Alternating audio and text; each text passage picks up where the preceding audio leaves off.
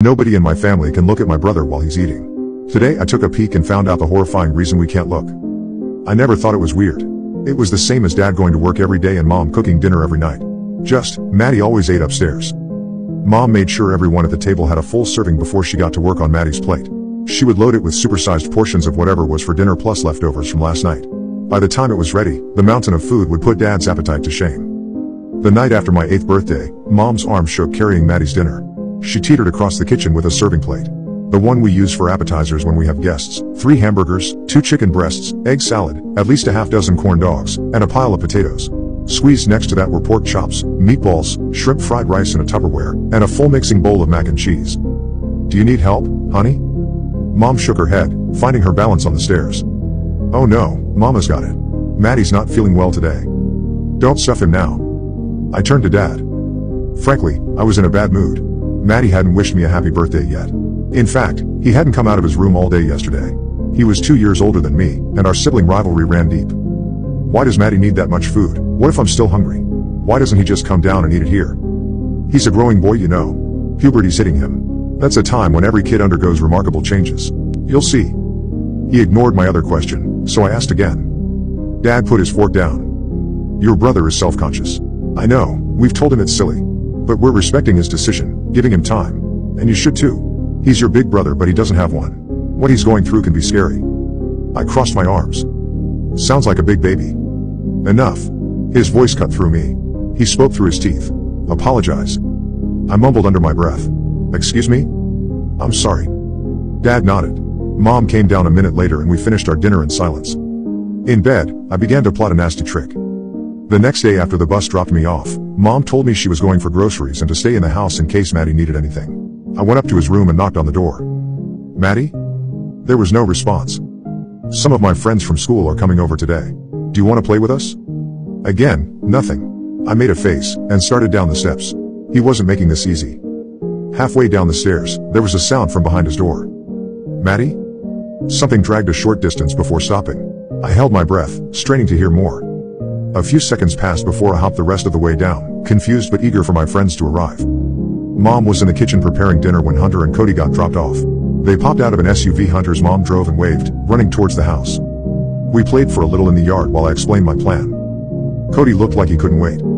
"That doesn't sound nice," Hunter mumbled. "Maddie's never nice to me. Remember my birthday party? He didn't even go on the bouncy house." Cody piped up, "Yay. We're not gonna hurt him, Hunter." A few more minutes was all it took to convince him. Then, dinner was ready. Mom tiptoed around the table, dispensing slices of brisket and spoonfuls of pasta with gravy and Italian bread.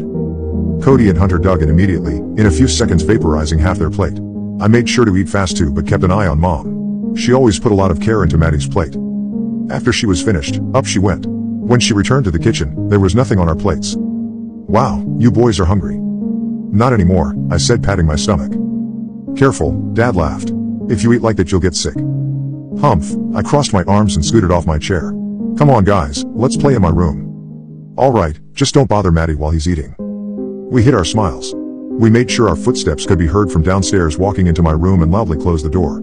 Then, tiptoeing, we crept out of my room, down the hallway, until we were in front of Maddie's door. "I'm still hungry," Cody giggled through his hands. "Shh." I knocked quietly. "Hello? Maddie?" Silence. "Can I come in?" Hunter began pointing insistently, back towards my room. I waved him off. "Maddie, it's just me. My friends left." 10 seconds trudged by. Cody looked disappointed.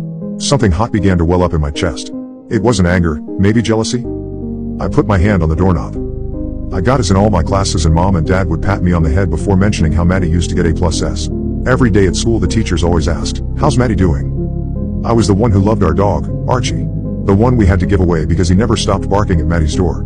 He doesn't play sports, he doesn't have any friends, he doesn't even go to school. He never comes out of his room. He was a good-for-nothing older brother. No, it was hate. I hated Maddie. I pushed the door open. Immediately, a vile smell hit our nose causing Hunter to gag. The curtains were drawn tight around the windows casting a gloom over the mess inside. Broken toys, shredded notebooks, overturned chairs, and even some broken glass. A cooking program for children played on a small TV, its volume just loud enough to hear over a rickety desk fan. Who's ready to welcome our guests for this episode? The fan could only do so much, though. Remains of food stained everything in the room. You couldn't step anywhere to avoid the mold covering the floor. Bits of meat clung to the screen of the television, red sauce smeared the wall, and there was a large stain on the sheets of the bed. Hunter tapped my shoulder. "This is gross. I want to go back." "Your brother is nasty," Cody proclaimed. He stepped meticulously into the room, leaving Hunter and I by the door, using the toys like you would stones to cross a river. He jumped onto the bed and recoiled. You, it's wet." "We should leave," Hunter begged. "And what's your name, sweetie?" the TV whispered. I searched the room with my eyes. It was my first time inside in years. I remember when me and Maddie used to be inseparable. I may have hated him, but it had been so long since I'd seen him. "I'm Emily." Cody bounced on a dry part of the bed, laughing. "So, where's the good food?" "Hold on," I said. "Maddie?" "Why, Emily? You look good enough to eat." It was just unfortunate when Maddie's accident happened. When I thought about it, I don't think I've actually seen him since that field trip. Mom and Dad would show me recent pictures and videos of him, but I can't tell if he looks older or not. It was partly my fault. I was distracted with all the gifts Mom and Dad got me afterward. They treated me with some of the money they got from the stem cell lab in court. Maddie's accident was all their fault, Mom and Dad said. Something shifted from the far side of the room. Cody's face lost its color. "Cody, let's go." When his feet hit the ground, a pale hand darted from beneath the bed. Cody tumbled to the floor, shrieking. "Help!" Cody squealed. There was a clattering from the kitchen and footsteps hurrying up the stairs. Hunter ran out of the room wailing. I was glued in place by a morbid fixation. The hand that was clamped tightly around Cody's ankle. Was that Maddie's? That thing, impossibly tall, clambering out from underneath the bed. That couldn't be my 10-year-old brother, right? I felt my dad's arm scoop me up and rush me into the hall. Before he shut the door, I could see Mom with her arms raised in front of a monster. It was holding Cody upside down. Its swollen belly dragged along the floor, as if it had swallowed a boulder. I blacked out. The reason I'm writing this is because I didn't remember Maddie until a few days ago. I'm in my 30s. For the past month, my wife has encouraged me to go to a specialist due to night terrors that began last year. They had started infrequent, but recently it's been every other night that my cries disturb our sleep. I met with a woman who put me under some sort of hypnosis to help remember trauma. I woke up with those terrible memories. She told me the event could have been rejected from my memory naturally due to the severity of it. Or, another specialist had induced amnesia on me. I had even forgot about Hunter and Cody. I looked for them both on social media and was able to get in contact with Hunter. He wasn't very receptive at first, but he agreed to meet after hearing my situation. We sat at a bar. He gulped down his liquor before speaking. My memory is a bit funky too. I was in a mental hospital for a couple months. We moved and I learned how to push it away. The memory. In college I found out it was labeled a kidnapping. What do you mean? Cody never made it out of the house. That, I remember. Your parents did a damn good job. I don't know what hoops they jumped through or whose pockets they filled. He paid for his tab. Don't contact me again. On the way back to my car I tried calling my mom. She hasn't answered her phone all day. My dad passed away last year, but my mom still lives in my childhood home. I need to talk with her. In person. And maybe I'll burn that house down on my way out.